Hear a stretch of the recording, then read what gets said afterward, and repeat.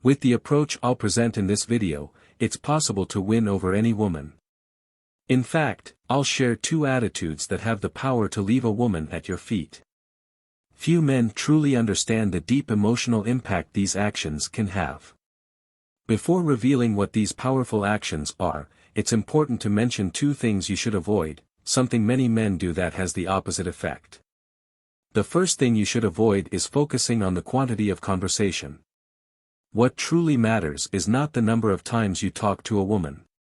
It doesn't necessarily mean you need to spend an hour a day talking to her. The key is to ensure that the conversation is engaging, arousing emotions.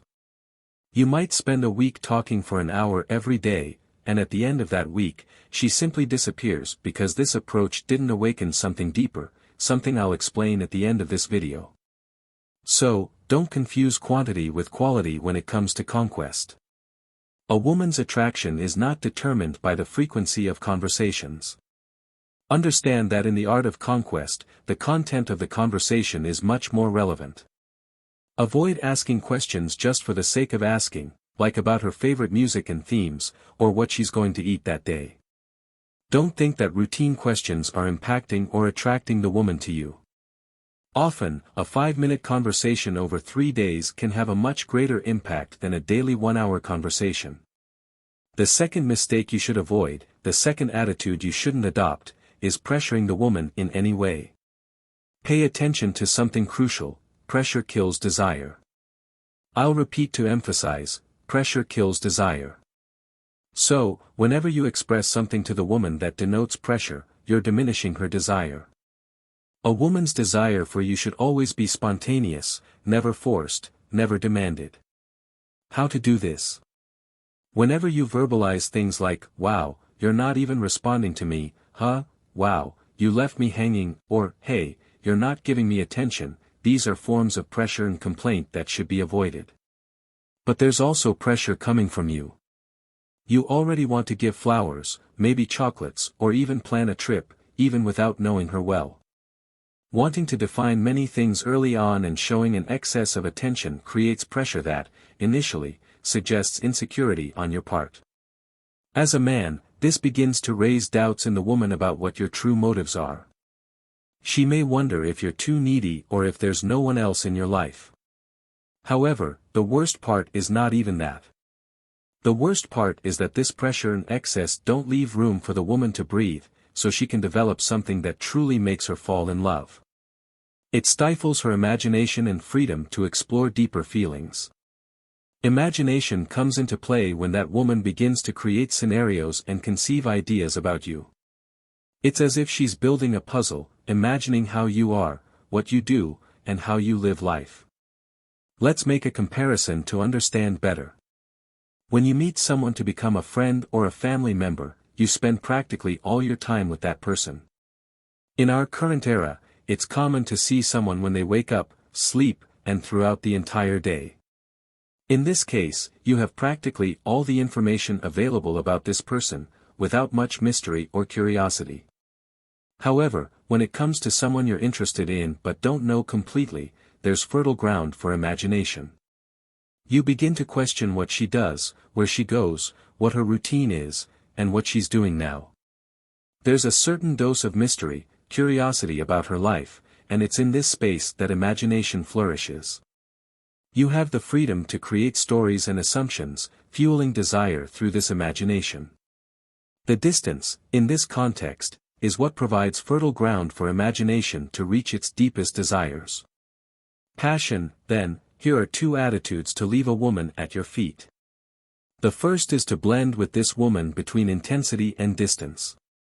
Many men think that to leave someone emotionally involved and attracted, they need to be cold, but that's not how attraction is aroused, and value is generated for this woman. Yes, she wants intensity, everyone wants intensity. This is a little seduction secret, everyone wants intensity. When you think of something crazy and enjoyable to share with a woman you're getting to know, this intensity is crucial. She wants intensity but not all the time. How to do this? When you talk to her, be there, be present, and look into her eyes. Or, if you're in an online conversation, swap an intense conversation for minutes, have a different chat. The first step here, above all, that I'll give you is to be present. Be present for that conversation and want to know more about that woman who exists behind it. Now, you'll blend this intensity with distance. So, be intense in a few minutes of conversation or meeting, and then distance yourself. Be intense when you're present, and then the distance is total. How much time of distance?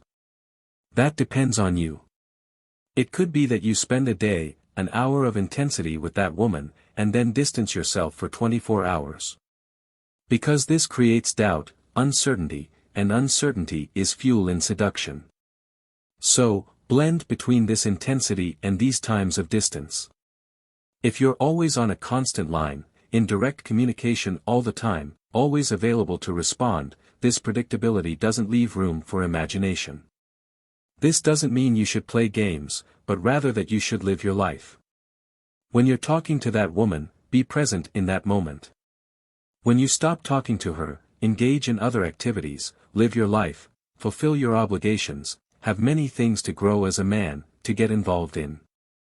If you're always online on social media, there might be a symptom that something is happening in your life. In reality, your life might be stagnant due to cell phone and social media addiction. Therefore, it's essential to have a busy routine and be evolving for this to be authentic. Otherwise, when you meet her in person, she'll realize that everything was just a strategy and that you, in fact, don't have real objectives. Setting goals and fighting for your life are crucial aspects.